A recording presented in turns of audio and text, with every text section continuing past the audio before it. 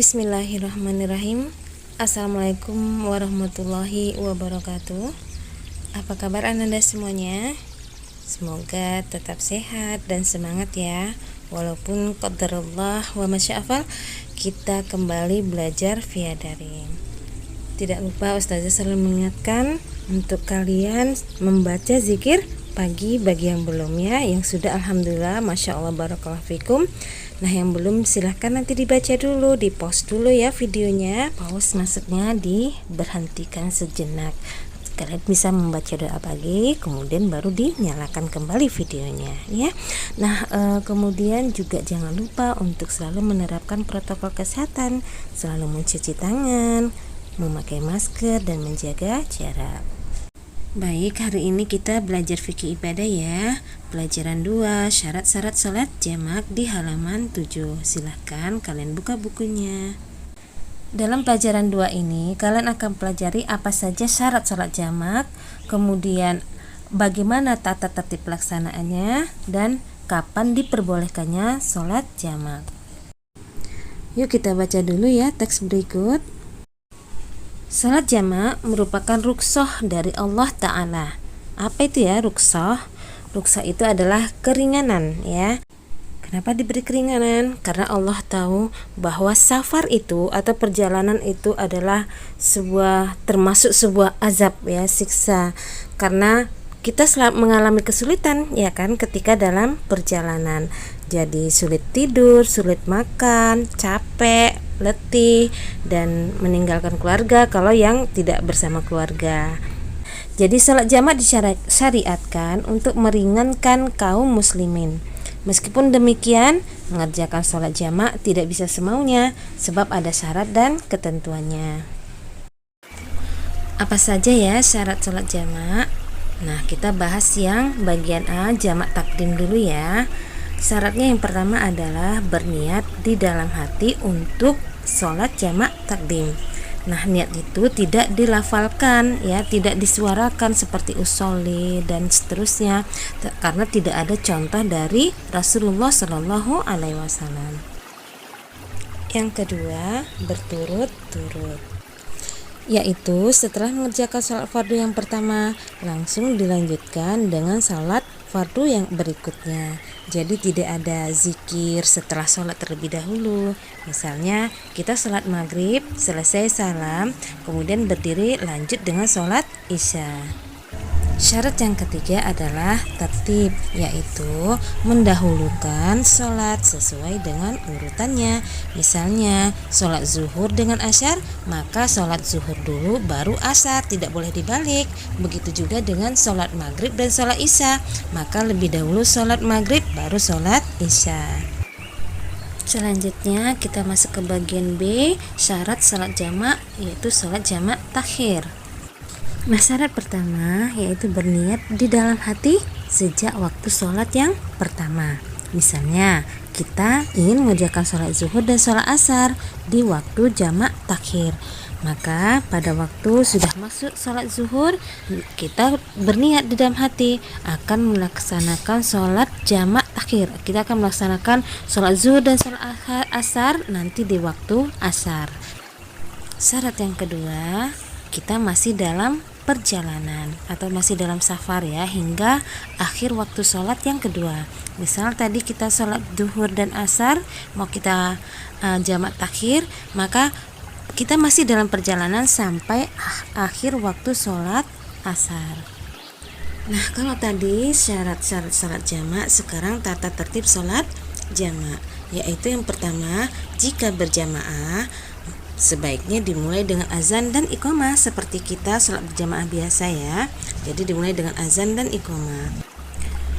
Tata tertib yang kedua adalah sebaiknya jeda waktu antara dua sholat yang dijamak tidak terlalu lama. Jeda itu maksudnya adalah waktu berhenti sejenak di antara dua kegiatan. Nah, jadi tadi kita kan mau melaksanakan sholat jamak, misal sholat jamak zuhur dan asar. Nah, setelah selesai kita salam dari sholat zuhur, kita tidak berapa lama langsung berdiri untuk melaksanakan sholat asar tanpa berlama-lama dengan misalnya membaca zikir selayaknya kalau kita sholat wajib biasa. Jadi kita jedanya tidak terlalu lama, langsung berdiri untuk melanjutkan sholat yang kedua. Yang ketiga, sesuai dengan urutan waktu sholat. Pengerjaan sholat zuhur dan maghrib selalu didahulukan. Nah, kita sudah belajar ya bahwa sholat jamak itu yang bisa ada 4 ya. Sholat wajib yang bisa dijamak ada 4, zuhur, asar, maghrib, dan isya. Nah, ini berpasangan kan, zuhur dengan asar. Kemudian juga ada jamak takdim, jamak yang di awal, dan jamak takhir yang diakhirkan. Nah, ketika kita melaksanakan misalnya sholat jamak takhir, urutannya tetap zuhur didahulukan baru asar. Begitu juga dengan maghrib dan isya. Walau kita melaksanakannya nanti di akhir di waktu sholat yang kedua, di waktu sholat isya, maka tetap maghrib didahulukan baru kemudian sholat isya.